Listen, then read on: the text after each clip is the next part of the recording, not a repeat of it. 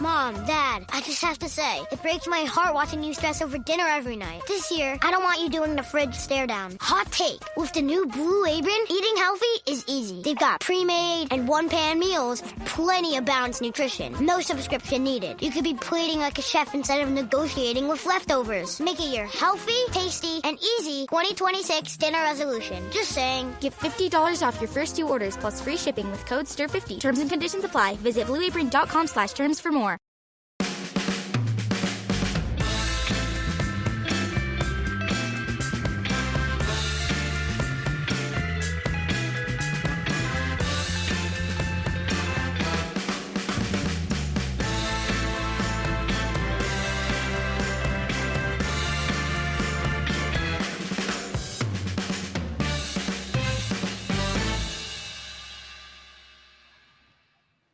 All right, Daniel, how's it going? I am well, thank you. How are you? Yeah, very good. It was an interesting game, wasn't it? One of those where, should we be grateful that United got out of it with a draw? 96th minute equaliser, or disappointed that actually the performance was better than the score suggests? Yeah, but I think at this point you can allow that because we're not in a situation where we're going to win the league. So where every drop point is crucial.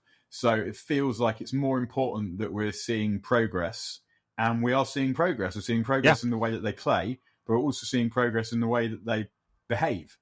Yes, they're not the pushover that they were, and they've got players that are prepared to take responsibility for making it not be fucking dreadful. Well, that's right. I mean, I did see some fans of other teams mocking United's celebrations, celebrating a 90 whatever it was minute equaliser as if we'd won the league, quote unquote. But I kind of like that, how much, especially Casemiro. I mean, people said he's only coming for the payday, and why would he join United, going from 5 times European champions to 5 times of nothing recently. But there's a leader, I think. I mean, he wanted that header more than everyone else. I mean, not to be too reductive, but he took it off his own player for that. Yeah, and the thing is like, first of all, if you don't understand celebrating a last-minute equaliser, you don't understand football, ultimately. I remember going like some of the greatest goons I can remember. I remember 2 in 07-08 at Tottenham and at Blackburn, where we got late points against teams who were worse than us and celebrated like we won everything because it was significant. And it was significant because United trying to win the league at the time, but it was also just significant because you've spent your time being goaded by the other team's fans, and like, if you can't celebrate your team scoring a goal, I mean, seriously, what is the point? No, that's right. Look, it just given everything that's happened over the last few years and how weak this team mentally has been, the fact that the response after conceding a crappy penalty, really soft. I mean, I guess you can debate whether it was or wasn't, but it was just dumb to be caught wrestling a player to the ground like that. Especially when Broja, he wound him up.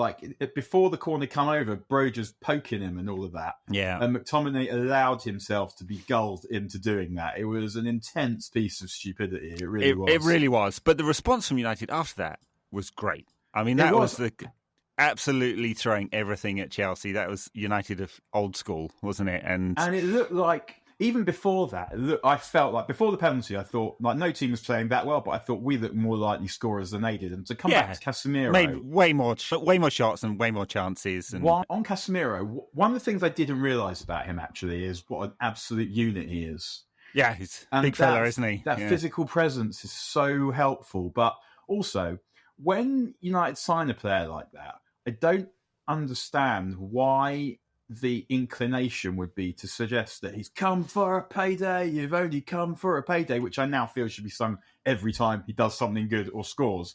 And to make sure that it wasn't me setting up my own straw man, I did search Casemiro and payday on Twitter, and it does come back with as many nice responses as I was hoping to see. But so in order to be a footballer, you've got to sacrifice. You basically sacrifice your youth to be a footballer. All your mates are doing what they're doing, and you're going to training, and you're sleeping, and you're eating right, and you're not enjoying your youth in the same way.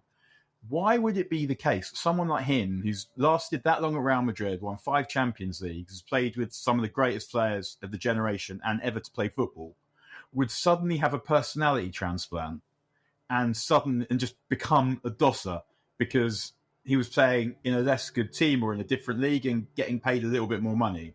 It's possible, but it makes much more sense that he would come and do the things that he's been doing for the last 20 years because that's all he really knows how to do. That's his experience of life, is doing that. And what he's given this team is he's given them some status, he's given them physical power, he's given them passing, he's given them a fucking brain.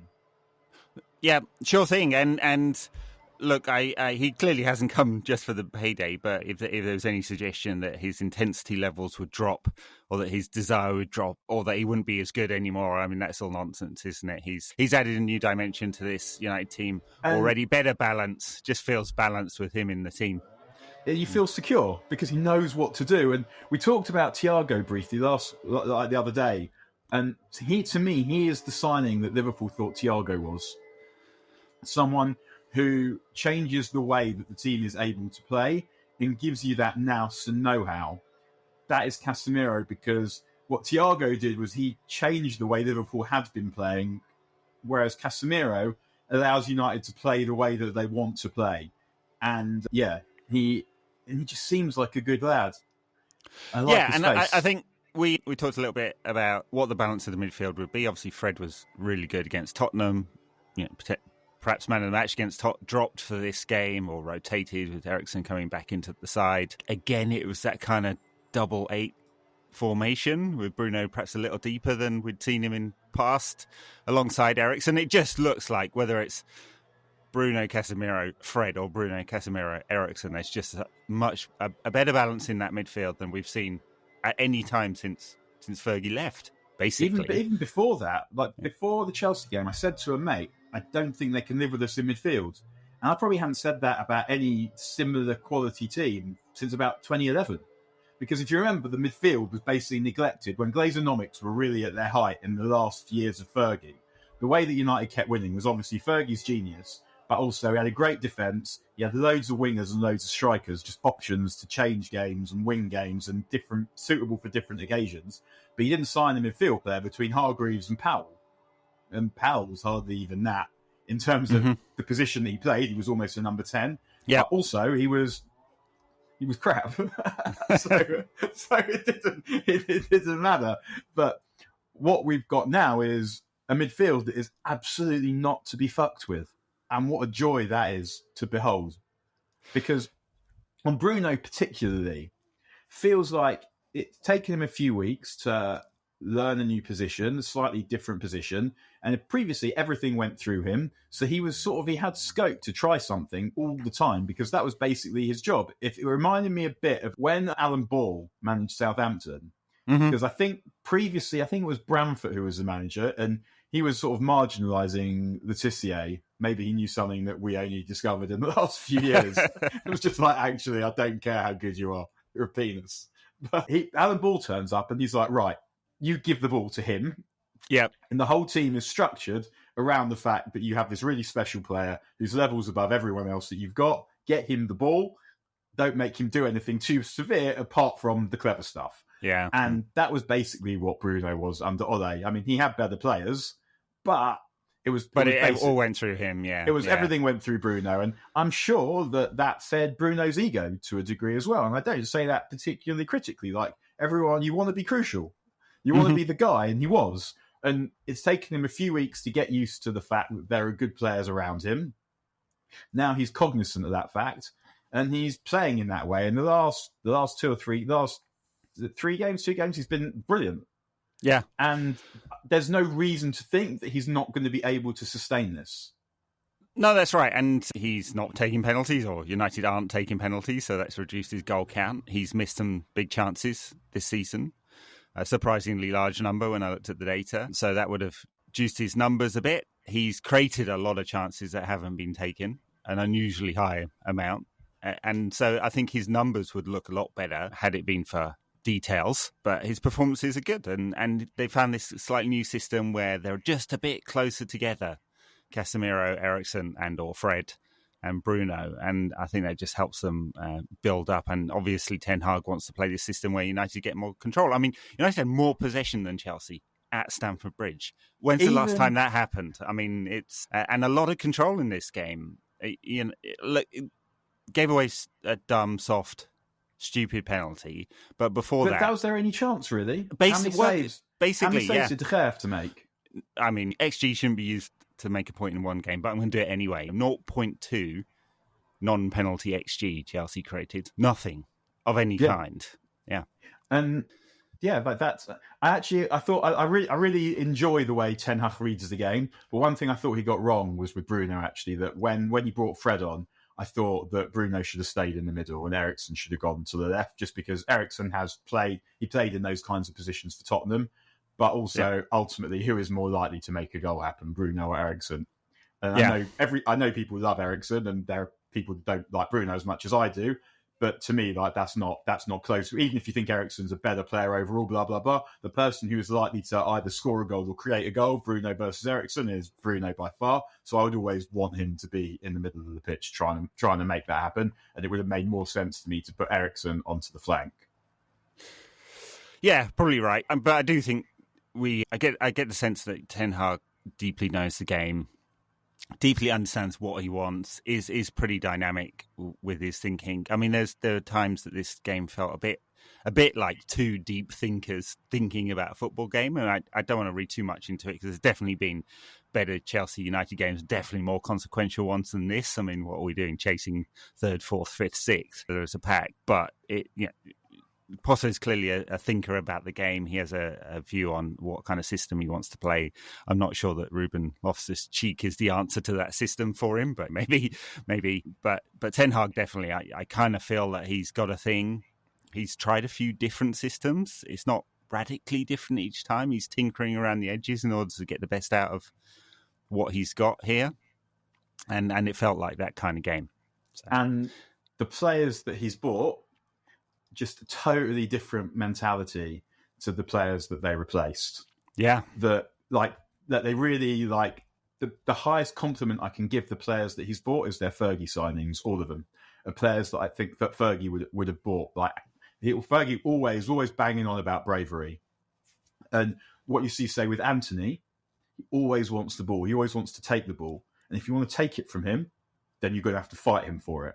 He won't just meekly subside. He'll be on one man on him, two men on him, and he will be buffeting them. He'll be sticking his arse out. He'll be hanging on to the ball when he knows that he's going to get booted because he wants to keep hold of possession, and he's brave enough always to try things. I mean, I'd have liked him to have scored, as we all would, but he's got, I think, composure, and he's got proper bottle, and he's nasty. Like that bit of footage when we equalise, and on his way to celebrate with his mates, he quickly gives Jorginho some because he was pissed off about the foul on, was it Bruno? It was a foul on someone when they were running through the middle just before it. He makes sure that he gives Jorginho some. And it's that kind of mentality. Players who are used to winning, players who expect to win, and players who carry themselves on the pitch like they deserve to win. And That's Casemiro, that's Bruno and Martinez in particular. Well, that's right. And I thought this was one of Anthony's better games. He got the ball, he used the ball well. He had a couple of dribbles in which he got past his man. He's at times this season, he hasn't wanted to do that. He's checked back.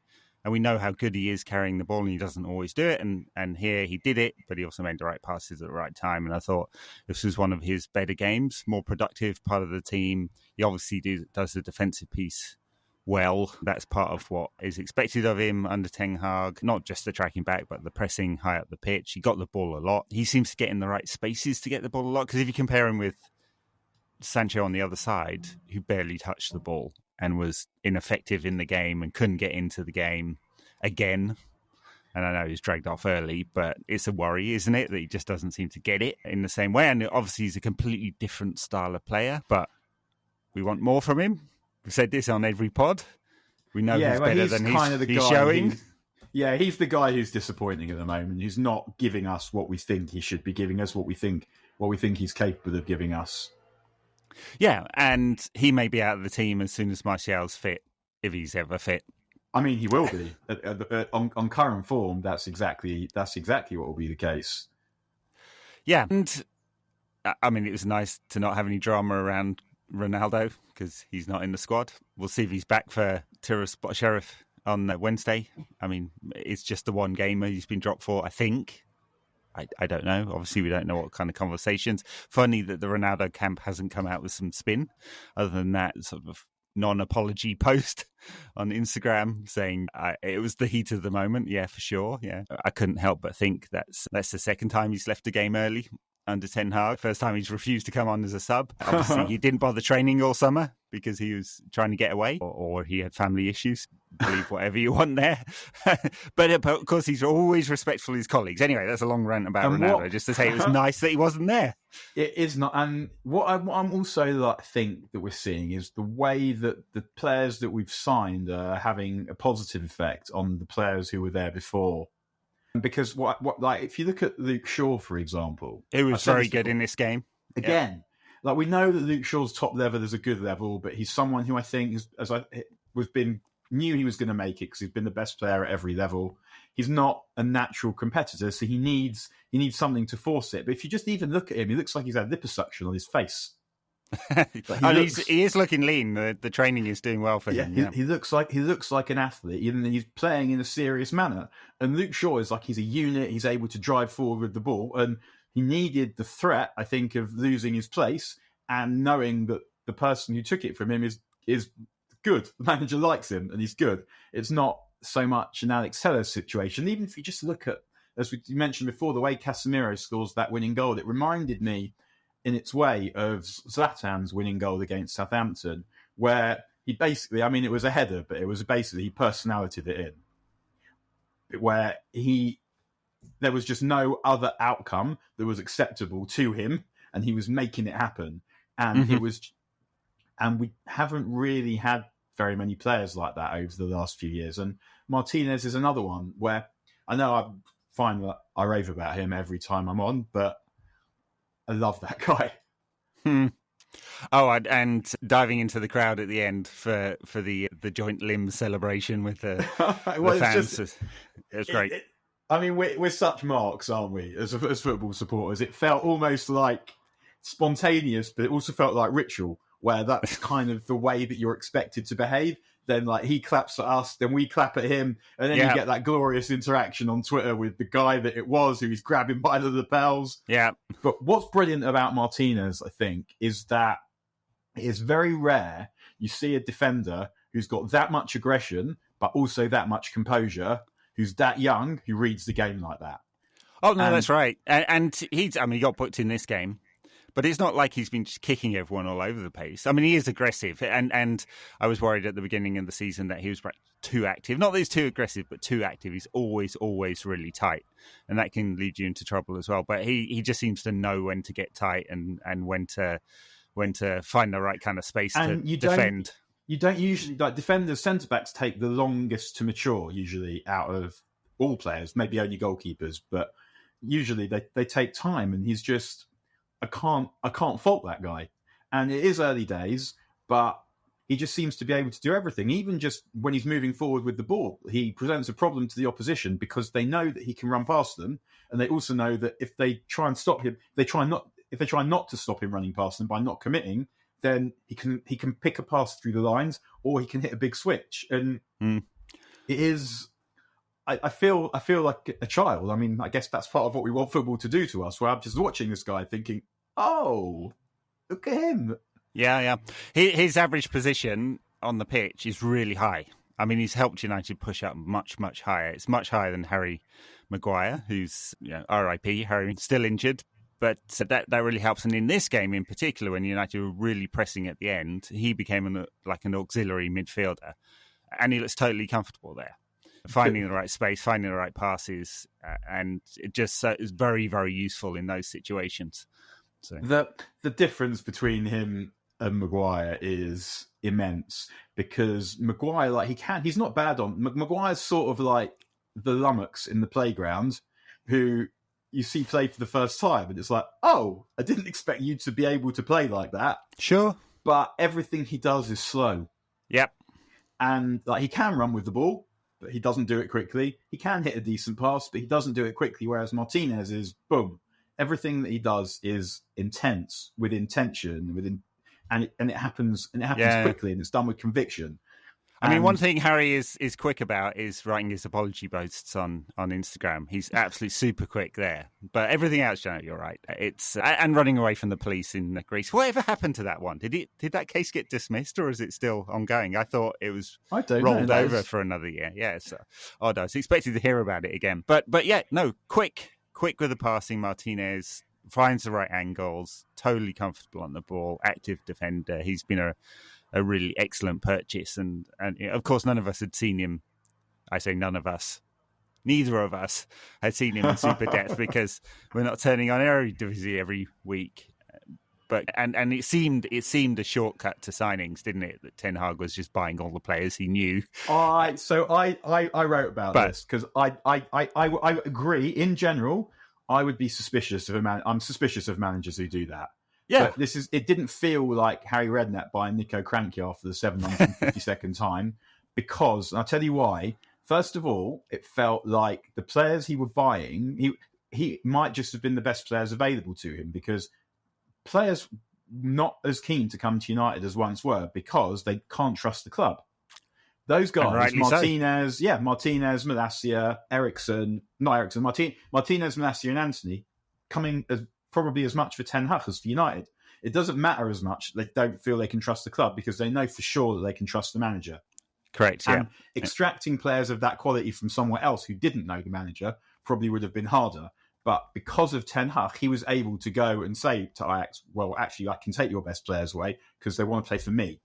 And obviously playing for United is a draw too, but any footballer who wasn't thinking, do I actually want to go there, is just an idiot, ultimately. And we're not enjoying having those thoughts, but it's true. If you've got options, why are you coming to United when you could go, if you could go somewhere similar?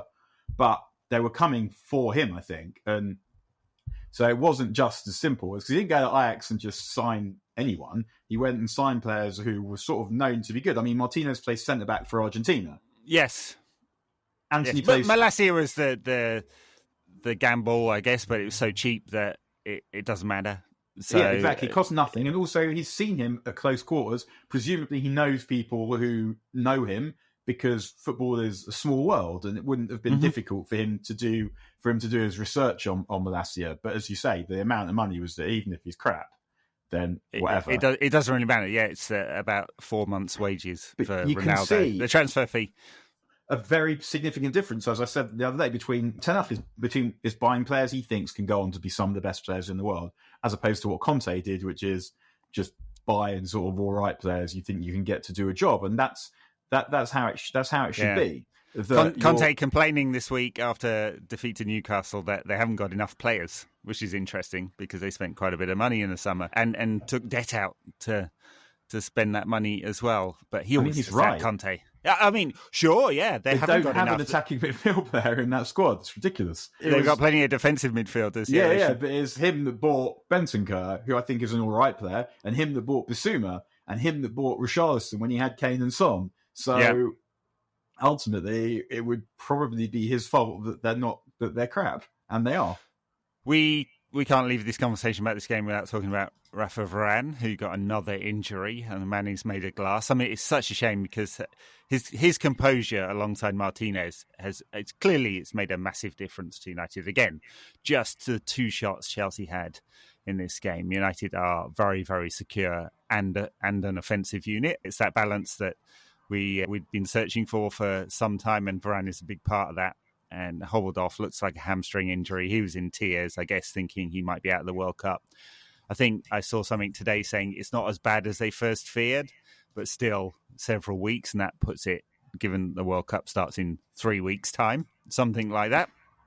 3 and a bit weeks' time, that puts it right on the border of whether he's going to make it or not. So it's a big blow for him, and it's a big blow for United because he's going to lose 3 games, 3 Premier League games, the EFL Cup game he probably wouldn't have played in, and a couple of European games before the World Cup. So we'll see how that one works out. But it was kind of sad moment, wasn't it? Him in tears, the camera zooming in on him as well. Yeah, I mean, I think we should be able to get by without him. Basically, with the games that we now have, the last I read was they think he'll make the second group game. That's not so bad, and they'll definitely take him. Of course, France, because he's been a big part of everything they've done. Although they are well stocked with centre backs, France, and Deschamps likes to play a lot of them as well. Oh my gosh! Like there's the amount of centre backs France have. It's arguable that no side has ever had that. No country has ever had that strength in depth, been that strong position before than what France have got. But I mean, he is the first choice, and I think that we should be okay to cope with him because we know that Lindelof and Maguire have previously been good enough just by themselves. Yeah, and the games United got now are kind of interesting. So we got through that period of really tough stuff. We've got Sheriff coming up, then we got West Ham after that. I mean, it's interesting just how tough a start United have had. Played all the top teams now. Yeah, because when we were good, I'd always look at the run-in, and now we're crap. I always look at the beginning because that feels like if you can get ahead of steam, you can get some momentum going. Then you can worry about what's coming next afterwards. I mean, we're seeing it with Arsenal that they played all the crap teams first, got loads of points, and now they're playing with some confidence. Right. But, and then United got Sociedad, the Real Sociedad, I should say, who are in the final group game that's going to matter for placings, obviously, and really important that United don't have those 2 extra games in February, and then the double-header against now managerless Aston Villa. And I have to say, I was very disappointed that it couldn't be United that stuck the knife into Gerrard. I know it's petty. No, it's not. I was just hoping for hold on for a couple more weeks. Yeah. I don't feel pettiness, but just hilarious. Like that, it took 17 minutes and scored 3 times. Yeah, well done, Stephen. I mean, the chef's kiss moment was, of course, Gerrard giving that interview after the game. How he's going to stay on, he's a fighter, and it took about 3 minutes after that for the news to come through that he'd been fired. It was a rapid firing. They didn't wait till yeah, exactly. They didn't wait till the morning to stick the knife in. They went straight away. So I don't think they've announced a new manager, have they? Is Poch on the list? We'll be seeing. I thought he said he wouldn't do it, but what's his name? Thomas Franke has refused to rule himself out. So maybe it'll be him. But I feel like because we've got them soon as well, haven't we? We got them twice soon. Twice in the EFL Cup and in the league, just coming up after. Yeah, I hate to say it because I think Maguire being injured at the moment is probably not unhelpful because it didn't matter before because he wasn't playing anyway, but. I think that given the way that he's been playing, it's much better that it's Lindelof who's playing. And there's no if Maguire was fit, there'd be pressure to pick him. Yes, there would. Well, look, Lindelof and Varane, obviously Lindelof's not of the same quality, but he's of the same type. Comfortable on the ball. He's the kind of secondary player that cleans up, not the active one.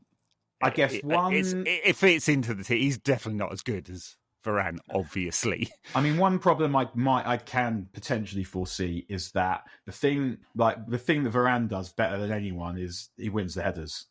He does. There are possibly no defenders in the world who are better in the air than Varane. And we saw what happened when he went off against City when Christian Eriksen winds up marking Haaland. And we're still like Casemiro around is helpful, but we're still not a massive team.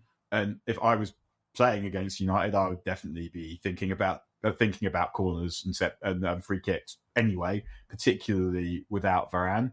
But like we've got West Ham coming up, for example, who are excellent at that. But then, I mean, hopefully the ball will be down the other end most of the time, and that is one of the benefits of we're trying to be a possession team. And yeah, exactly. I mean, it's the best way of defence, isn't it? I mean, look at Pep Guardiola's side, who concedes stupid goals, but not very often because they've got the ball 70% of the time. So, yeah, that's right. It is a concern. There was talked to Ryan O'Hanlon about his new book on last week's show, which you may not have listened to, listeners. And one of the interesting sections in that is all about set pieces and just how big a difference there are between different sides based on whether they focus on set pieces or not. And of course, we always used to think Tony Pulis's Stoke side were good at set pieces, and you look at the numbers and they're outstanding and a complete outlier, and that's because they focus very deeply on how to score from set pieces. So, I don't get why the better teams don't do it, because it's 3 goals and each goal is worth the same, and you get more corners. Oh, yeah, exactly. You get more corners, you get into dangerous positions, even if the chance of scoring from a free kick is something like 2%. I wonder it's how. Still, the more you get, the more goals you're going to score. I've always sort of wondered if there's going to come a point in football where people stop shooting from free kicks because you almost definitely won't score, and you actually have more chance of scoring if you can put a good ball into the back post or whatever. I don't know, and it would be a shame, obviously, because free kicks getting spanked in is great, but I do wonder about that. As I also wonder how if I was taking a free kick and there was a draft excluder to allow the wall to jump, that at some point the schoolboy inclination that I will never lose would just be like, nah, man, I'm just drilling it as hard as I can, as low as I can. And the wall can jump, and that dickhead lying down can wear one. Can take it, yeah. No, that's right. Aim wherever you like. I like the fact that Sancho is the guy who has to do it as well, because I feel like of all the players United have, he's probably the one that wants to do it least. It's like the silly point in cricket, isn't it? Who's drawing the short straw on that one? So. Well, that's always, if you're the youngest player in the team, then that was what happened to me. When I started playing men's cricket about 14. I would always be there. Not to give away former host Paul's medical secrets, but he once got hit in the face fielding in that position with a cricket ball, caused him some dental problems for some years. Christ. Yeah, unpleasant. So, yeah. But Paul is also one of those people you would not want that to happen to. No, that's right. Not that I wish major dental surgery on anyone. I've lost my train of thought. Anyway, good chance to think about something else. Look, good performance from United again, I thought, overall. I thought one strong performance. Because what we're seeing now is this is the standard. I felt it after Tottenham. Yes. I feel it again. It's just like, it feels like Ten Hag is saying to them, don't you dare play less well than this. Yeah. But he knows that obviously some days are good days, some days are bad days. And one of the really minor differences I felt like with this game and Spurs was that football was a chaotic game. And particularly in the second half, just those little bounces and ricochets didn't go for us, basically, in that game, where the ball was sort of falling just away from us. In the Tottenham game, where someone would power into a tackle and they'd come away with the ball, and it didn't almost feel like a skill or technical aspect. It's chaotic, and sometimes it goes for you and sometimes it doesn't. And it didn't go for us in the same way it did against Tottenham, and they forced it anyway. They did, and it's really tight. Look, it's United are just the 6 points behind City. Feels like it should be more, right? But it's just a couple of wins, and it's a couple of points behind Spurs in third. It is that group, and unfortunately, Newcastle we will finish above Tottenham. We're going to finish above Tottenham. I think so, and it's going to be really tight with Chelsea. And I don't know whether Newcastle can sustain this, because it's all about Eddie Howe's work ethic, isn't it? And the team, and nothing and about. Also, but you've also got to remember that Isaac is a good player, and he's injured at the moment, and So, yeah, I mean, I would say I think we'll finish above Tottenham, but then there's City will obviously finish in the top four. Liverpool, it's hard to say with them. Yeah, I mean, loss at the weekend, bizarre loss to Forest. So humorous loss to Forest. What I think it is with Liverpool is also that they're sort of relying on the fact that they've got good players to get their goals, like we used to, rather than they've got a way of playing that even when you play badly will produce enough goal-scoring opportunities. And it's amazing that just a couple of changes in the forward line has changed the dynamic. I mean, Salah doesn't feel like the same player. I know he got a hat-trick the other week, and he could do that again this week in the Champions League or whatever, but it's just the dynamic of that midfield doesn't have the same energy it used to have, and the forwards aren't producing the same goals they used to have. Yeah, exactly used to do. Yeah, and it's interesting. Just a couple of changes in that forward line has changed a lot. So who knows where Liverpool will get to? I mean, obviously their level is very high, as we saw when they beat City last week. So, and Newcastle, well, they'll come back from their trip to warm weather training to Saudi Arabia, which is just a football decision. Eddie Howe. I mean, I tell you what, he would do well in this current Tory government, because his absolute shamelessness, lack of integrity. Total lack of integrity and ability to just go all in. I mean, you had to say something for him. He's gone all in on the owners. He's got that ability that like people have to delude themselves, so that when they're asked about this very obvious thing that they're doing, when they respond with real self-obsessed self-righteousness. They really because there's different kinds of bullshit, all right? there's the bullshitter who knows he's bullshitting, and then there's the bullshitter who convinces himself that what he's saying is truth, and then gets affronted when challenged. And Eddie Howe is that. That's Eddie Howe. I'm going to absolutely delight in his downfall, because at some point they'll want to upgrade, or they'll fail, or the owners will be impatient that they haven't met the targets they expect of him, and at some point he's going to go, and that will be delightful. He fully deserves every loss that they get. Yeah, really, really dislike him, but he gets a pass, doesn't he, on that one? Just not challenged, because sport washing works. Yes, and he just it's just that, how dare you talk to me like that, and how dare you say those things. That it's that kind of, there's no uncomfortableness. He's not shifting in his seat thinking, this is what I've done. And maybe that's how it works, because if you want to live with yourself on a day-to-day basis, total denial, you can't do it. You have to pretend that it's right, or it's not happening, or it's nothing to do with you, or all of the above, and people are just out to get you, because otherwise you're gonna struggle with your self-image, or like your mental health almost. But you are genuinely working for people who do that. Yes. Well, this week, 2 protesters were convicted and sentenced to death in Saudi Arabia. So I read a amnesty piece on this. Protesters, that is. Not some major serious crime. They're just protesting against the government. That is a death sentence. And those are the people who own Newcastle. Literally a government minister is head of PIF, which owns Newcastle. And those 2 protesters, and again, we expect a level of ability to protest against the government, even though they'd like us to not be able to in the UK. And that is a death sentence from Newcastle's owners, and Eddie Howe has never accepted that. Never accepted that challenge at all. He's just been happy. And the other cheerleader who I can't wait to have some kind of downfall is Alan Shearer on the BBC, he had pearl clutching for about 3 seconds. Oh, it makes me think for a bit, and he's totally forgotten that, and he's fully in on the cheerleading for Newcastle's relative success. That's how much people love sport, that ultimately everything is subservient. You see with Guardiola as well.